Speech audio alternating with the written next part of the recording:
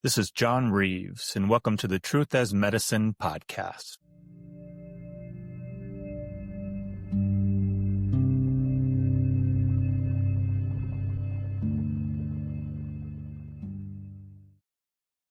We acknowledge that we gather in Pasadena on the homelands of the Tongva people, also known historically as the Gabrielino, and by some as Cuz. In particular, we honor the Jajamangna community whose village and homelands are centered along the Arroyo Seco and who continue their relationship with this place. We pay respect to Tongva elders and relatives, past, present, and emerging, and we commit to learning from and acting in reciprocity with the indigenous communities who steward these lands and waters. Thank you, everybody.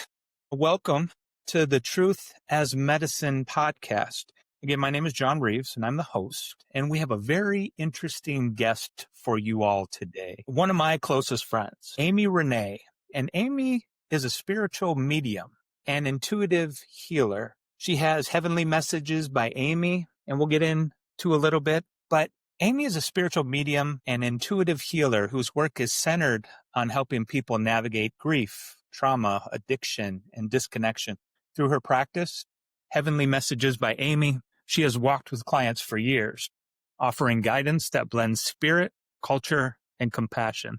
Her ability to bring forward messages of hope and healing has made her a trusted support for individuals and families carrying invisible pain. Amy's work reminds us that sometimes the most powerful medicine is not found in the clinic, but in the truths that spirit returns to us. Amy, welcome to the podcast. John, thanks for having me. Of course. So I like to start these with a story about how we met. And our stories of meeting might actually be a little bit different. So I'm interested from your perspective to let our listeners know how we met. Well, that was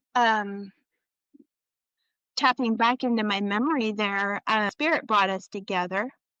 Meaning by that was I had a client that I was guiding, and she introduced me to you. And that was, gosh, how many years? 12 years ago? It might be about 12 years. Crazy. It's crazy. Yeah. You know, I remember the first time that we met, and I don't know if you remember this, but it was at your son's football game in Vancouver, Washington. Yeah. I'll never forget the person that actually brought us together in the physical. She said, "Hey, I want you to meet this wonderful friend of mine, and she does this really amazing work. And I meet you at this football game." And I'll never forget the first words out of your mouth to me was, "Did you have a brother?" And I was shocked. Really? I said that, huh? You did. And, you know, for the listeners, my brother passed away shortly before his first birthday, way back in 2003. And I'll never forget this. You said, "You have a brother. He's standing right here, and he's telling me how funny you are." And because I was floored. So do you have a lot of, interesting, maybe talk to the listeners a little bit about what an intuitive counselor is? Well, intuitive counseling is basically people will call me typically because they have a problem somewhere in their life and they need an assistant to help them guide through it. And so where I come in is I use my intuition. People ask me questions, I think about it, and I give them the answer. And it kind of just filters through me in a way that I can't really describe. I can see things, I hear things, I feel things, randomly out of nowhere things. So, and I'm my biggest skeptic, trust me. Sometimes I don't even know what I'm saying. I have no idea what I'm seeing. I'm asking them, what does this mean? So, and it works, and it's worked really well because keeps happening. Been doing this now almost for sure 17 years, but more like 20 years. And it really helps people. Yeah.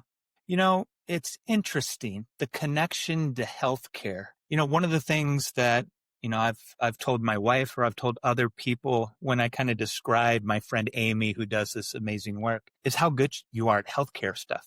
Like, that is the one thing. And every time we touch base, and at some point you're going to hit the health, and usually you hit it right on. How do you do that? How does that come to you? Well, I remember this wasn't that long ago, your wife was telling me you had a cough. And when she told me you had a cough, I saw an image in my brain of a dentist office. And I saw a man coughing inside the dentist office. And so that tells me, oh, John has an infection in his tooth. And I was putting that off for a very long time. I'll never forget that one where Pui was like, you have to make a dental appointment tomorrow. Like, do it tomorrow. And I have been dealing with that for, maybe 3 or 4 months. I'm not the type of person that, even though I work in healthcare, you won't see me partaking in the healthcare industry. Nobody wants to go to the dentist. Yeah. But that was it. I had a little abscess and got me some meds, did a little root canal, and I'm still breathing. And you're doing fine. Yeah, very well. Yeah. So I can't thank you enough. I've told the listeners here in the last episode, but as they will get to know me, you'll often hear me talk about my soapbox that, Indigenous health, the environment in which we operate, the key to fixing the broader healthcare industry, lies with us. And I often say that sometimes we don't understand the healthcare industry, that manifestations of illness and injury can be driven by the spirit. I mean, historical that we're beginning to understand right now. Do you believe? Well, I've witnessed it. I've witnessed people manifest illness in themselves. Really? Like, actually, tell me about that. Yeah. Well, let me think. There was a woman once that called, and she called several times, and I don't remember her name, but I remember telling her, I said, if you do not stop manifesting this, it's going to happen.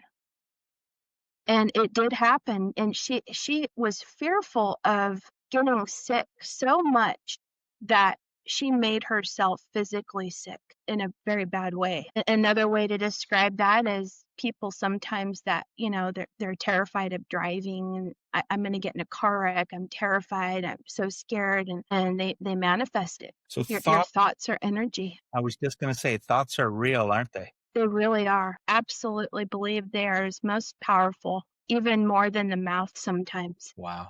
Positive and negative, huh? Very much so. Amy, how did you discover your calling?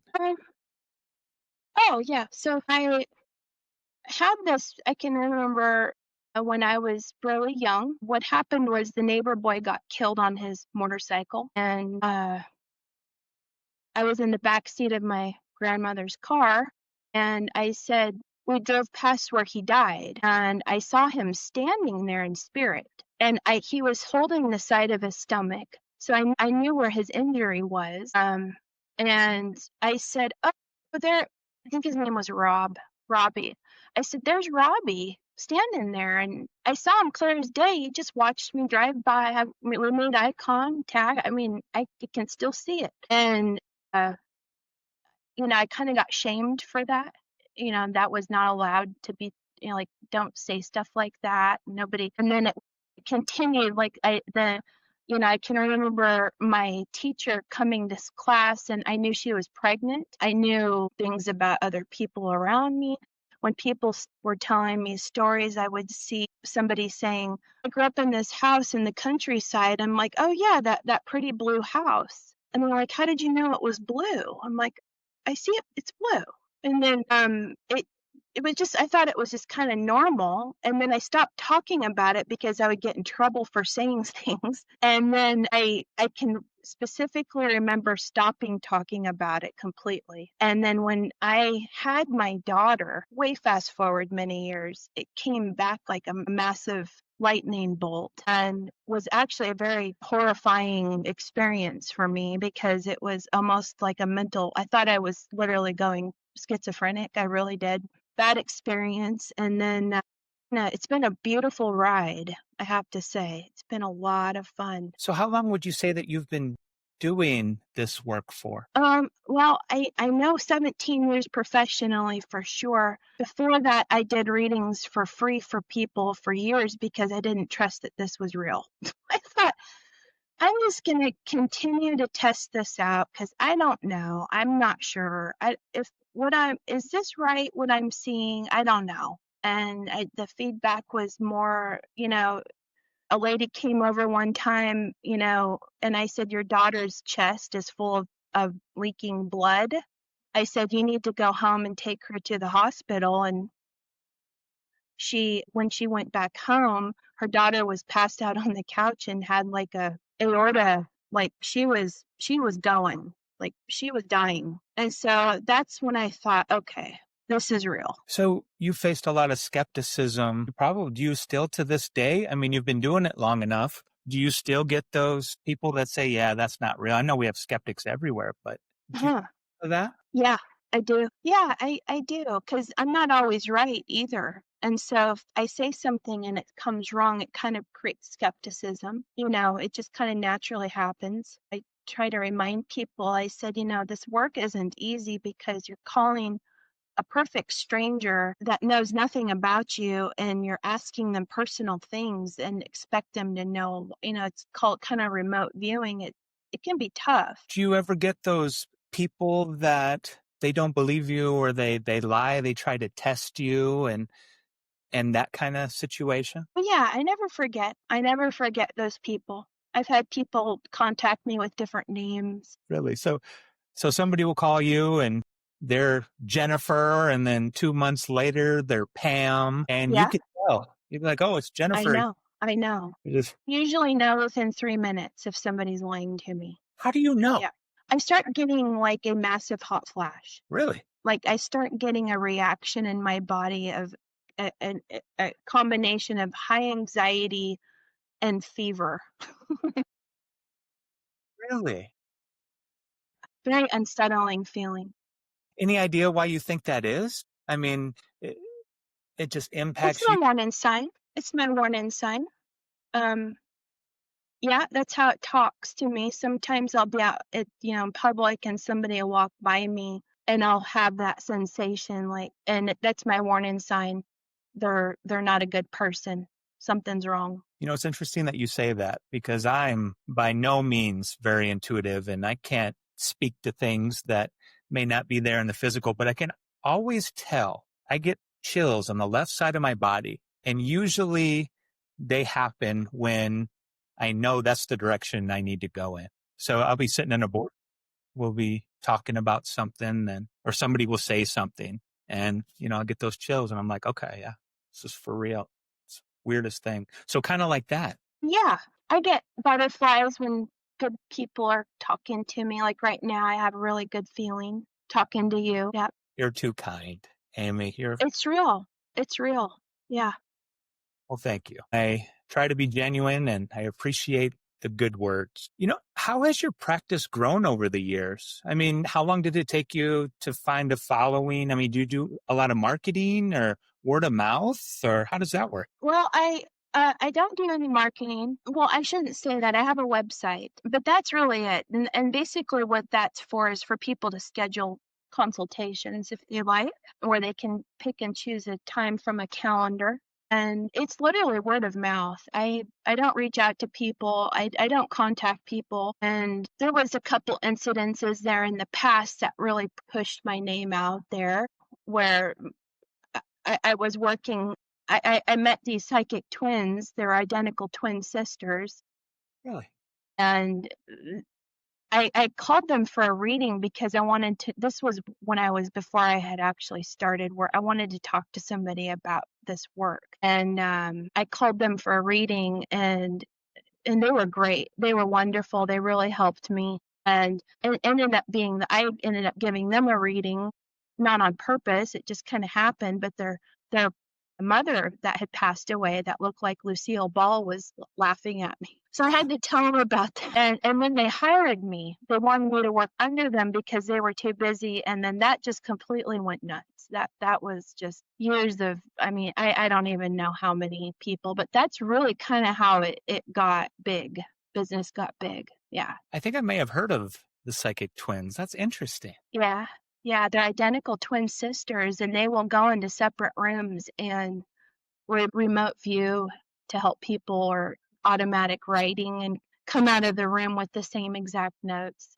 Pretty fascinating. That blows my mind. So do you Yeah. use tools like that, like remote viewing or automatic writing, or? Yeah. Yeah. It's a great tool. Like right now, I have a pen and paper next to me. I always have a pen and papers because the energy sometimes comes so fast. I write down whatever I'm getting so I can come back and share it to whoever I'm speaking to. It's like lightning bolt sometimes. Really? So do the spirits, do they just come to you, or how does that work? Yeah, I whoever I'm getting ready to talk to, they just come. Really? Just like plop up on your couch, ring a doorbell, I'm here. Yeah, pretty much. And sometimes it's not the person they wanted to hear from. Really? So, yeah, and that's okay. I can't control that. That's right. If Uncle Fred's coming through, that's who we're talking to. Uncle Fred's got something to say, and we're going to hear it. Are the spirits, are they just like you and I talking right now? Or do they have personalities? I mean, I know Oh, they're yeah, they're hilarious. Oh my really, God. It literally cracked me up. Yeah. so they just kind of, do their personalities kind of match how they were in the physical? Because I assume they're probably the same soul. I mean, Yeah, I think it's almost exactly the same. The only difference is they have a little higher knowledge now, being over on the other side. You know, they have way more understanding. They have new eyes. They can see everything and understand, a whole nother perspective. And they tell me things about their loved ones that are here, and that's how I help people. I mean, I know that sounds a little out there, but that's what happens. I mean, I've seen a couple mediums on TV, and I'm sure some of that is sensationalized to a certain point. But do you ask for a photo or a locket or something that was personal to them? Do you do any of that stuff? Or Yeah. Well, I asked for a photo to see their eyes. It helps me to see a picture of who I'm talking to. okay, But the other day I met a perfect stranger. I didn't even have her photo. And it was probably one of the better readings I've ever done. Sometimes it randomly, I don't know who, had no idea where that person even lived. And I just got all this info. So sometimes nothing is best. It really, I mean, it just kind of depends on the person, I guess. that's wild. I mean, this podcast is a lot about healing and, indigenous Yes, communities and indigenous health. Trauma is such a big thing. Across it your was. years of clients, are there any common themes of trauma that has emerged? Yeah. Like what? Yeah.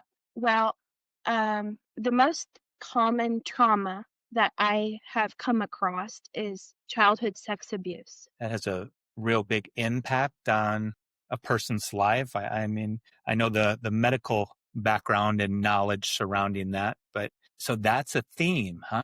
It really is, and I kind of have to sometimes go there to get it out of that person because I know that I have a feeling about that sometimes, and I will ask them, if this, I have to feel the person out, you got to be careful what you say and ask people Hmm. because you really never know what they're going through. But that is one of the, I don't, in my opinion, the repercussions to childhood sex abuse is, I don't want to say it's the most damaging, but in my opinion, I actually, in my own personal opinion, I think it is because I see what it does to people. Does it always have kind of the same manifestation, or is it different depending on the person? I'm sure there's varying levels there. It leads to a lot of can lead to a lot of problems leading into addictions, leading into relationship problems, self-worth, self-esteem, suicide. Sometimes I'll hear parents,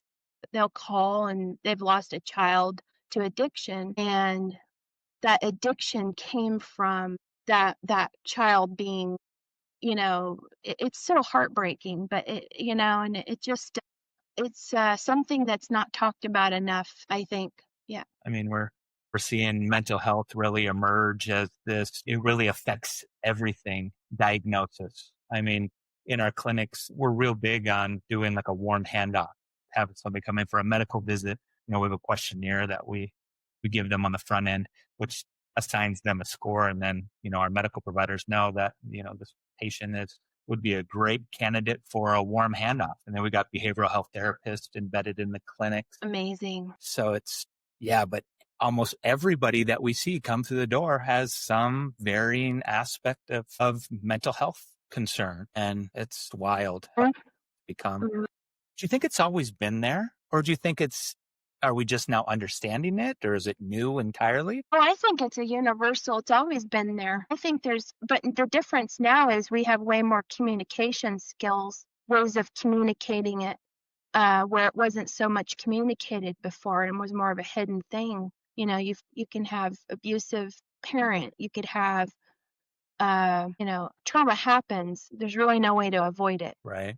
I mean, it can break you or make you stronger. It's all in, the support that you're able to get and how you're able to spin it. Yeah, you're exactly right. Now, how does that show up? So you're seeing me, and let's say I've had some sexual assault type stuff growing up. I was molested. How does that look to the spirit? I mean, can you see that? You mentioned you feel it. How do you feel it, or how do you see it? Well, that's a very interesting question because I don't really see it. Okay. Maybe that's a protection that's happening there, because sometimes I won't see things that are traumatizing to me. Hmm. Know, I might see a version of that somehow, but I feel pain. I feel other people's pain sometimes, and usually that shows up in a little child, of an image of a little child. Really? So you get Yeah. like symbols that you associate to things that are happening. You have this master alphabet of all these different pictures that resemble stuff. Kind of, yeah. There's ways spirit talks. If I see a coyote run out in the road, that's a warning sign for me. It's almost accurate every time. Really? There's danger around. I would say mostly it just comes audibly into my ears where I hear a name and I know there's a warning with that vibration in my ear somehow. How does that impact the person that's coming to you for the reading? I'm sure you probably shock people with what you find out, probably in this situation more so than not. I mean, how are they affected, or how do you see them react? What their soul's work ability. Where I go is I tell them what they're capable of doing, what spirit shows me. I tell people what their dharma work is, their passion, where their soul's been good at doing things in past lives, they usually are this life. Let's talk a little bit about past lives, because that has always been something that has interested me. Personally, I'll never forget my journey with past lives. There was a therapist in Portland, and I decided to finally go for it, but it blew my mind.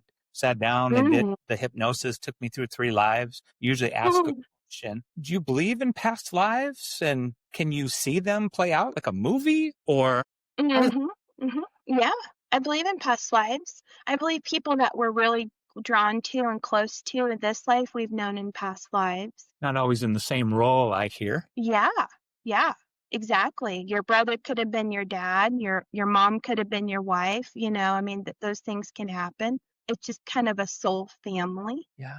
Do you see a lot of that? Like, will you get somebody from a soul family, and then maybe a couple days later, a couple weeks later, you'll get somebody else and you'll be like, hey, this kind of resembles this person. Do you see that? Or Yeah, I had two strange sisters contact me on the same day once. on the same day? They booked back-to-back appointments. One was in Florida, one was in LA. And I was talking to the first lady. I said, her passed away mother was here, and lovely woman. And she's like, I'm estranged from my sister. And we talked about that. I hung up with her. I get on the next call, and she wants to talk about her estranged sister. And the mother is still here. And I'm like, it's time to go.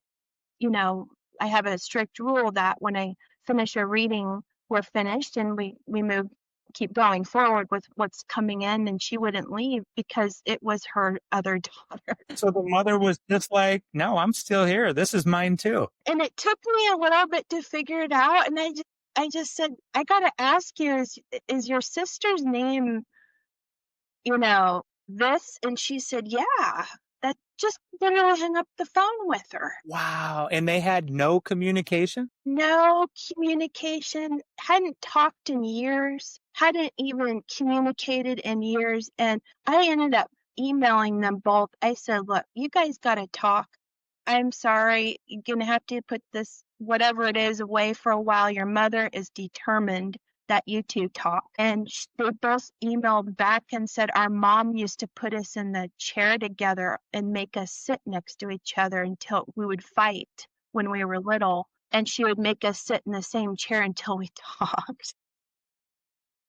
Have you ever seen those like memes of those two kids and they got a single t-shirt on that says on the t-shirt, this is the get along shirt, but they're both in the same oversized shirt and their heads are coming through the neck at the same time. So it's kind of like that, huh? Wow.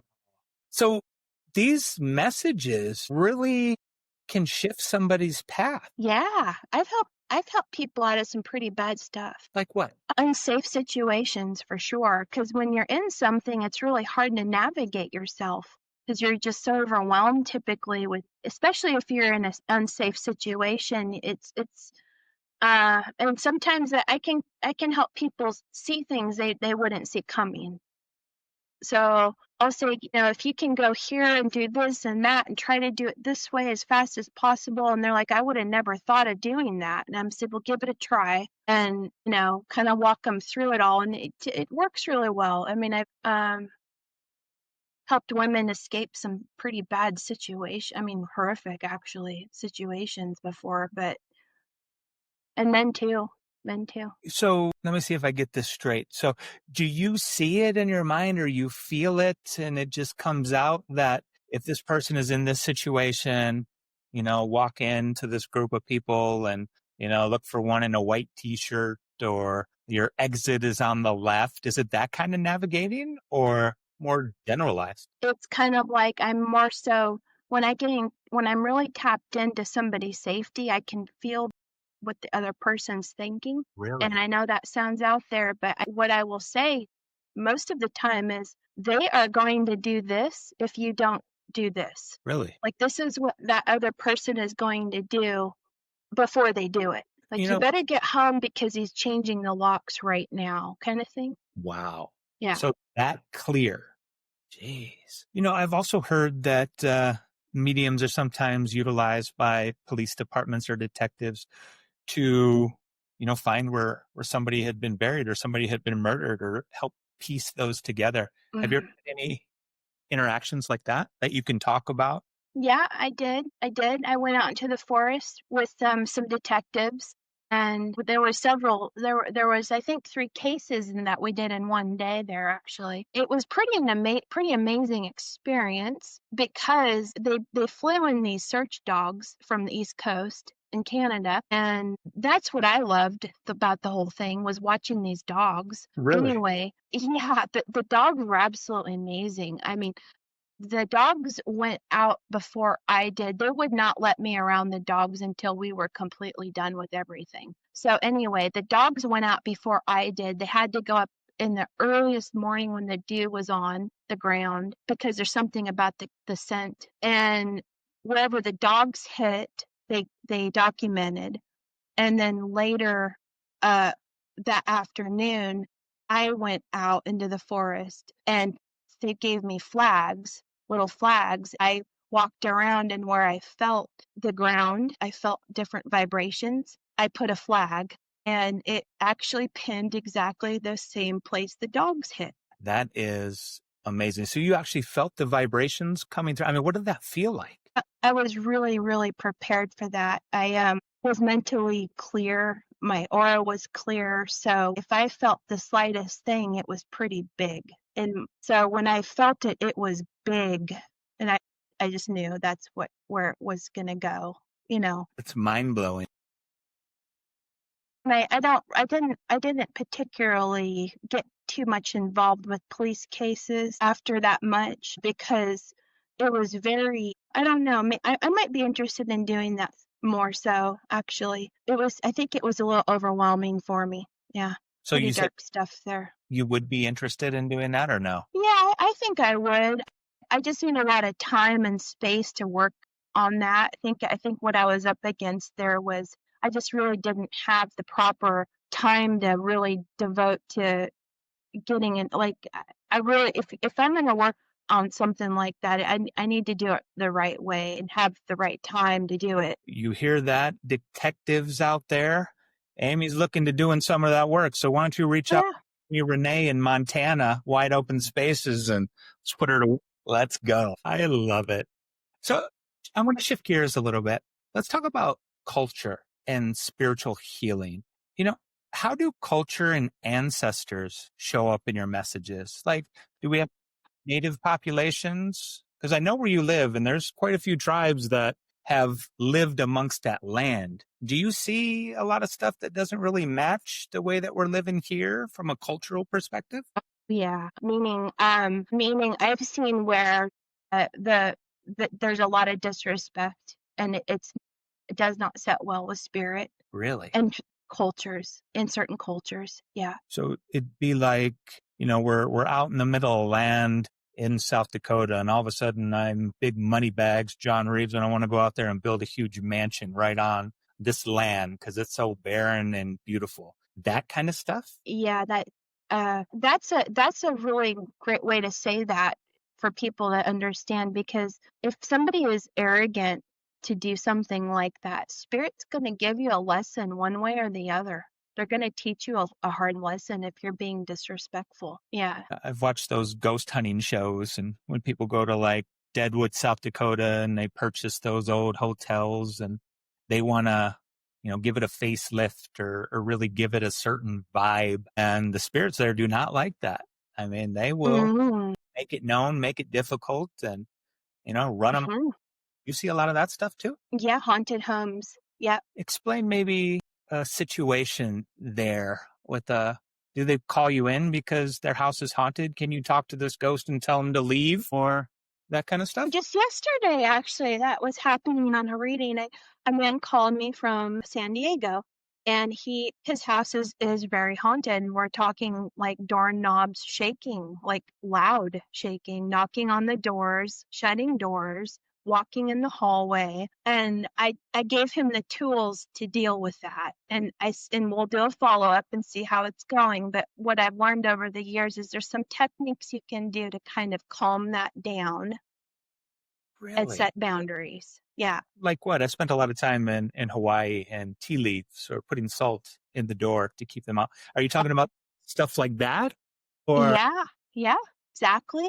Uh, exactly. In this case, I was telling him how to redirect, and make his house, keeping them out of the house so the children can sleep, because I'd had to do it myself here. really? Yeah, they were not being respectful enough to, I mean, the toys at night going off, waking up the kids, knocking on the windows, stuff like that. And I'm just like, no, we are not doing this. And they listened? They absolutely listen. Really? So it sounds to me that in some cases you're prepping us mere mortals for spiritual combat. I'm sure that's not always well received. Have you run into instances where it's backfired or There's no hope sometimes. there's no hope? In certain properties, there's no hope. Yeah. There's been scenarios where they're haunted for generations and it's not going to stop. Yeah, no matter what. No No amount of, matter what. You could burn the house down, build a new one, that will be haunted as well. There's nothing you can do. I've seen that in some of those ghost shows too. Like the Chicago fire, I guess, was created by, some spirits who didn't want all that building done. And then they have fires and fires and fires again. So that's a real thing. And this is why me and your wife want you to stop taking her to haunted motels. There's a thing, listeners, with that, because for whatever reason, I will get on hotels.com when we're traveling around the country and I always pick the haunted hotel. I don't do it on purpose. I mean, I'm trying to get a deal, but we have ended up in some of the most haunted hotels in the country. Yeah. And I need to start listening to her more. When there's a clown on the sign, that's not best. It's not a good place to stay. Sorry, Tonopah, Nevada. So what is it with clowns and, spirituality? Heyoka. You taught me about Heyoka. Oh, yeah. The clown, the backwards The walking. clown. Yeah. Yeah. That It's is, also called the jokester. yes, it's the trickster. The Yeah. trickster. Huh? I'm a little bit of a trickster myself, probably not to that level. Uh-huh.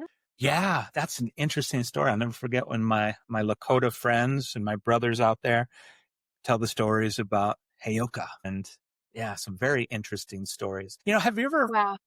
ended up on any Indian reservations or anything like that? Have you been called for any support out there? I haven't. I never have. No, I never have. Double checking my memory there. No, I never have. Wow. Well, if you ever do, some of my favorite stories have happened on the reservation, and played a lot of basketball through the Midwest and Pine Ridge and Rosebud. And we'll be driving to a independent tournament in the middle of the night, and we will see somebody walking alongside the road, and you'll see all my relatives over there saying, "Don't look back, don't look back, don't look back. We don't want the deer people to take us." Some very Mm, interesting stories. that is amazing It, story. it really is. Goes back generations. I wish I could speak on a lot of that. I just have, secondhand knowledge, but yeah, those cultural things, they transcend lifetimes, that's for sure. Is You know, that something? right. What role do you think ceremony, prayer, and cultural teachings play in healing? It's working with the higher power somehow. Hmm. And we all need something to work with to make ourselves feel comfortable and safe. So, whatever kind of human you are, it's helpful to find something that you're comfortable with. We can go to new cultures and learn what are we drawn to, what interests us. Usually our soul will tell us what we like. Out and clear. When people in general are disconnected from culture, do you have examples of maybe how the spirit reconnects them? One way or the other, that person will get a lesson to humble their soul. Whether they receive it or not, it's up to them. And it will continue to happen until they have either suffered so much that they have no choice but to change. And some souls, they don't. They continue on the other side and finish the lesson over there. It's interesting that you say that, because I was thinking about you as you were answering that. And in my life, I have seen that come to play out. There have been a couple situations, because I'm rather hard headed sometimes, where I find myself in a similar situation, and I have to think to myself, okay, I'm not going to make that same mistake, and I better choose. I learned from my lesson. So, you run into people that have that same type of scenario, or same type of situation. Yeah, humiliation's a big one. Sometimes we have to get humiliated to learn. Yeah. That whole sometimes you need to show up to school in your underwear thing, so that Uh-huh. wake up an hour earlier and put your clothes on. Yeah. Uh-huh. That's interesting. How do you, from your perspective, how do you feel like ceremony, prayer, cultural teaching, how do you think they integrate with clinical and behavioral health? Do you have any ideas there? Well, I think it's an amazing tool for people to use for their mental health, for sure. Chanting, journaling, prayer.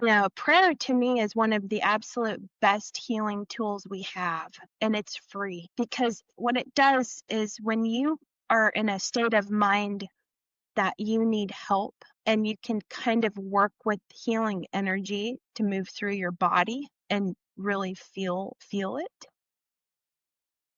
it's quite powerful how it can help. It can help protect us spiritually.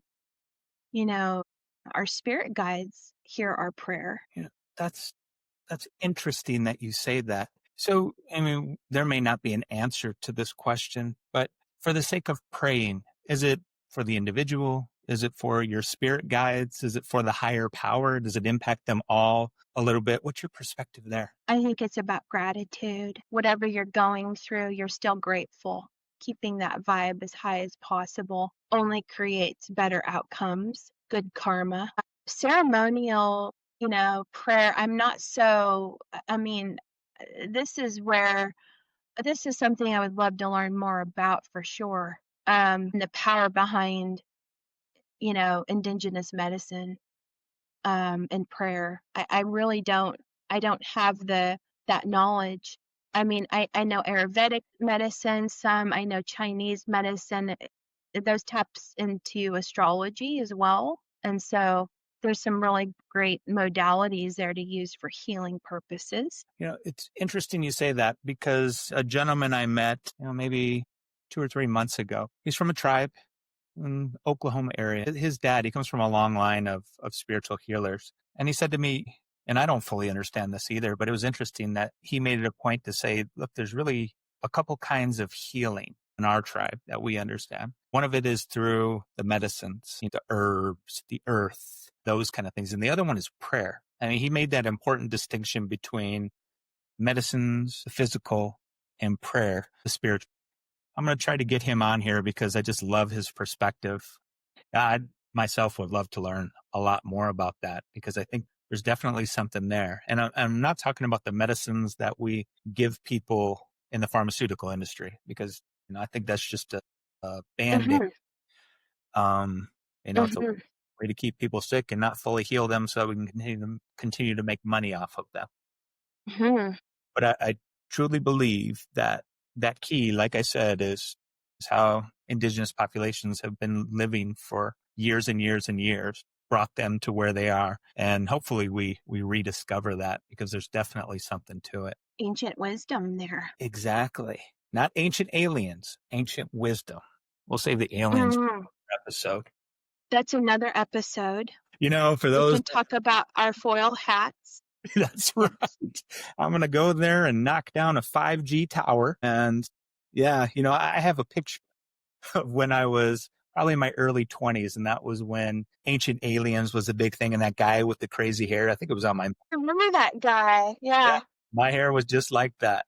And aliens. So do you believe in aliens? I mean, is there any... Well, I didn't before, but I do now. And I think they're coming. I really do. Like legitimately coming? Like they're on a ship heading our way? Yeah, I think they're going to be exposing themselves more and more. Yeah, for sure. Wow. I do. I just do. For some reason, I didn't believe in it at all before. I mean, I just never tapped into that so much. But kind of changed my mind about that.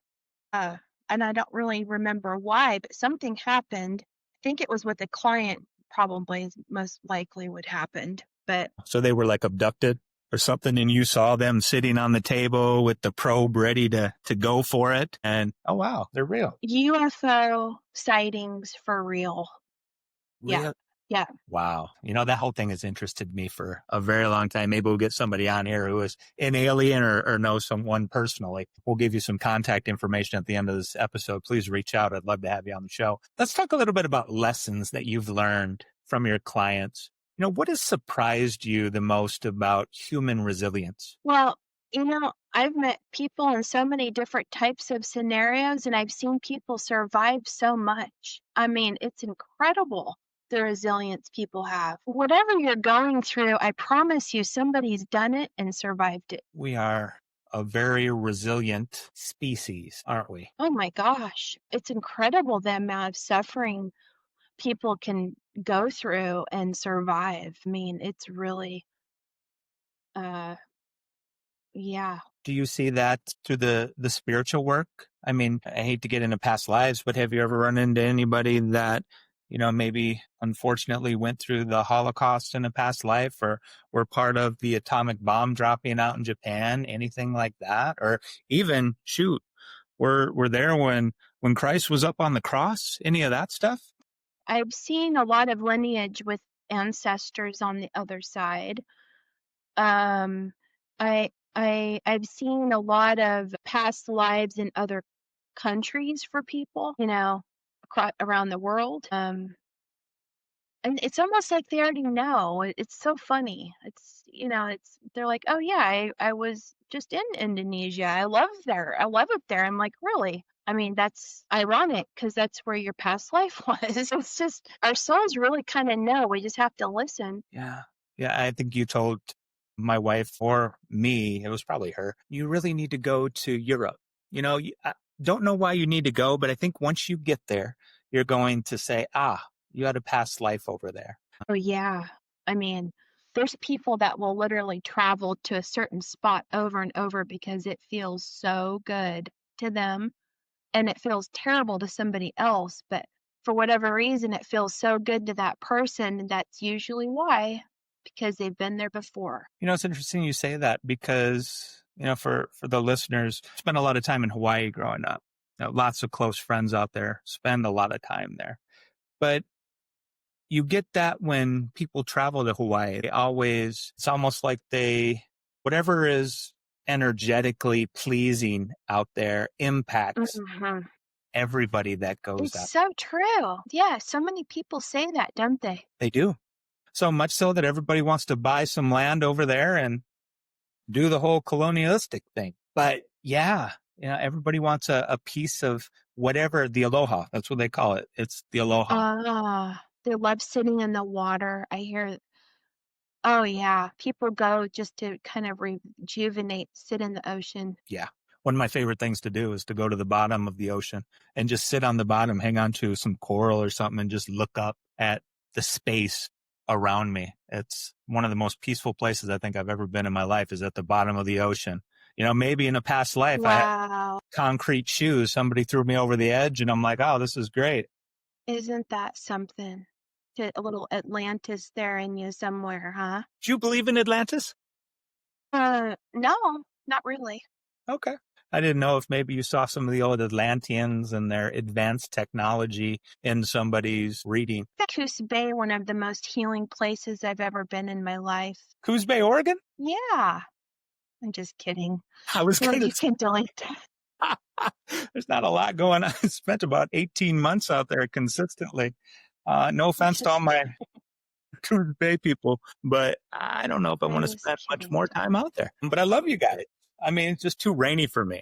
It is too much. Not my cup of tea. Amy, what is the medicine people most often need but don't realize? Self-love is the most common, I would say, in my opinion, medicine that everybody needs more of. Why do you think that is? Is it because society has beaten everybody down, or we're kind of slaves to technology, or? Yeah, trauma, life is hard. I don't care if you're rich. I don't care if you're rich or not.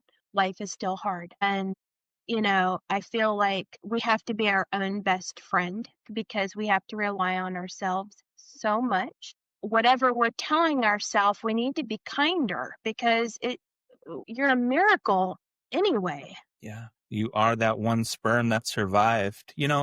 It's interesting that you say that, because we'll be scrolling through social media. I had to delete all my social media. I think I just have Whatnot. That might be the last thing that I have, because I buy my little dolls from China for Pui, those Labubus or Baby Threes or whatever those things are. Okay, But yeah. as I was scrolling through social media, it was like, it's almost like the silver screen years ago, where you had to live up to a certain body image. Like nowadays, it's teeth whitening and all that stuff. It's all these angles to make you look skinny. It's all these, meds that we're able to take.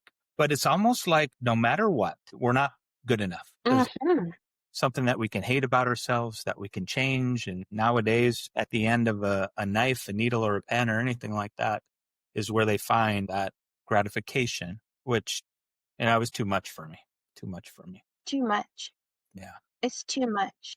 It's called the Kardashian epidemic. Yes. I mean, we all want to be a Kardashian, don't we? I mean, they're beautiful people, no doubt about it, but it's really started a severe trend. Yeah, very beautiful people. And I'm sure beautiful personalities, but you're right. Yeah, everybody wants to be a Kardashian. All right, now I got to speak for all the tribal health leaders, because that's what I do. If you could speak to all tribal health leaders at once, what truths would you want them to know about your work? How can we integrate what you've learned into our practice? Well, I do individual soul work. So whoever's coming towards me, I will help in the best way I possibly can with good intentions and point them in the right direction. Sometimes it takes a few times to really get it, but it's really kind of a different type of therapy where I can see a little bit more than maybe a different way a therapist would, or psychologist would, or psychotherapist would. I can communicate to people, I think, a little deeper level sometimes. It's just a different angle of therapy. I would agree with you. When I think about where I would place you, and I've always thought for the longest time, maybe shortly since after we met, being able to provide your type of therapy would work really well in our environment. Not just Indigenous health, but I think Indigenous health would be the one that would welcome that kind of treatment more so than the regular healthcare industry. But I would put you right in behavioral health. You would be part of traditional healing, spiritual healing, an actual section in the clinic and then utilize your skills. Yeah, that would be wonderful. Right. I think it would go really well. And maybe we could get some insurance companies to start paying for that. That was a prayer I said so long ago too. Please let this be reachable to people so they can afford it. Get me into the healthcare system somehow, because I could train others even to work in this line of work, I think, and just continue. I mean, we need more help. We need more helpers. We need more healers. Amen. We do need a lot of healers. So you can teach people to do this? Think so, because it takes a person that is a number one type of compassionate person. They have to be compassionate and really want to help people. And from there, practicing and working with the energy, I think you can teach it. So do you think that we may get to a point where we could prescribe your type of therapy, energy healing or anything like that, and patients can come in and get a session? Because I will say, every time I talk to you, for whatever reason, I don't know if it's something special that you do, but after I'm done talking with you, I feel probably the best I've ever felt in a very long time. Yeah. And I really don't know why that is, but not to sound arrogant, but that's what a lot of people say. Really? It's just unconditional love somehow, I think is what it is. That love is definitely very powerful. I've met Mhm. energy healers. I think we know a few, but just something as simple as, and I think the young lady's background that I thought of, she used to do facials, and just she found that she built the clientele by just doing facials on people. And I don't think people were going for the facial so much as Uh-huh. whatever She she did. felt good. Yes. Yeah. Big believer in that. Huh.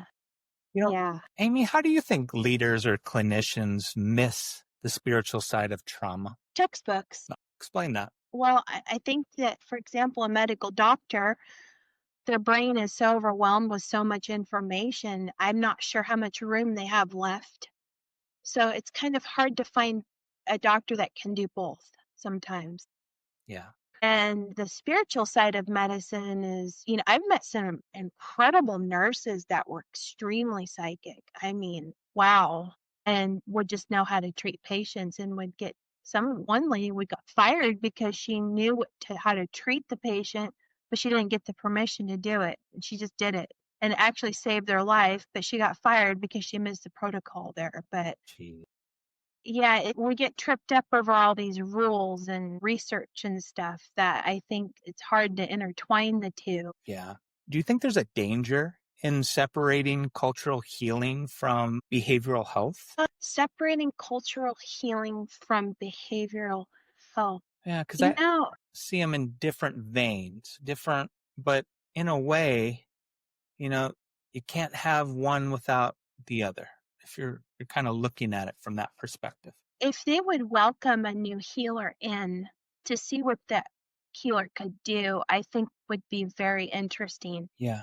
How do you think a Kaiser or a Providence would take like a traditional healer or a spiritual medium, a cultural intuitive? How do you think they would accept them? Well, definitely not what I do. I'm hearing a little bit that it's getting incorporated into healing practices, but not very much.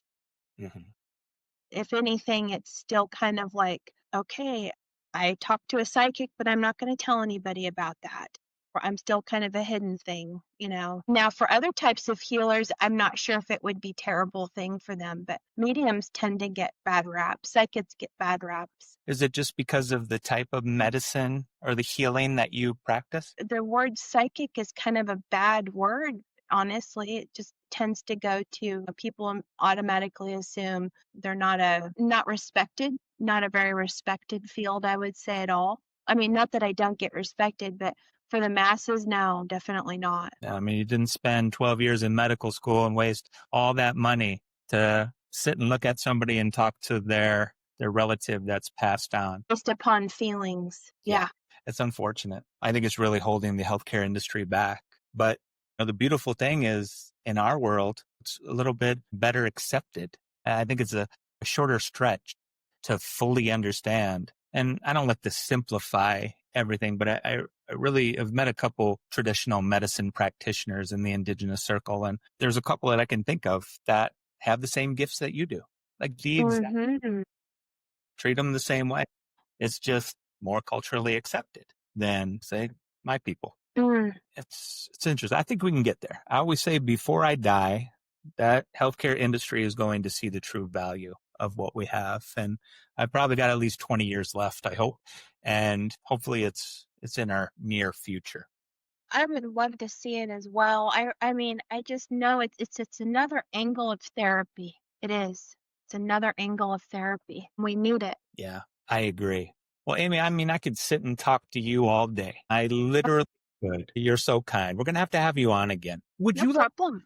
Would you Happy to. share a message directly to our listeners? Well, right now, currently, we are talking under an eclipse energy. We are under the first one. There's another one coming on the 21st, and that will be the kinder of the two. So if you're feeling a little exhausted or even it's kind of extreme energy, it's either super exhausting, super energizing, everything's a little on the extreme side. That's why just hang in there through this month. Great time to start new beginnings, really push yourself to start new routines, healthy as possible. Great time for that. Yeah, And love yourself more every day if you can. Just love yourself more. that's a great message. Amy, I can't thank you enough for your honesty and your wisdom. Again, Amy Renne, she has Heavenly Messages by Amy. Amy, how do our listeners get in touch with you? Just that, heavenlymessagesbyamy.com. You can find my schedule on there, my email, all my contact info's on there. If you're interested in booking a session, you can go to that website. Thank you so much. Thank you. It's been a pleasure. Yeah, you're a pleasure, John.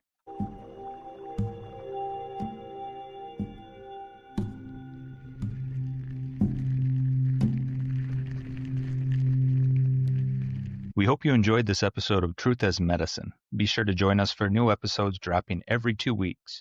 If you have comments, questions, or guest recommendations, we'd love to hear from you. Reach out anytime at truth@indigenous.health. Until next time, thank you for listening and walking this path of healing and truth with us.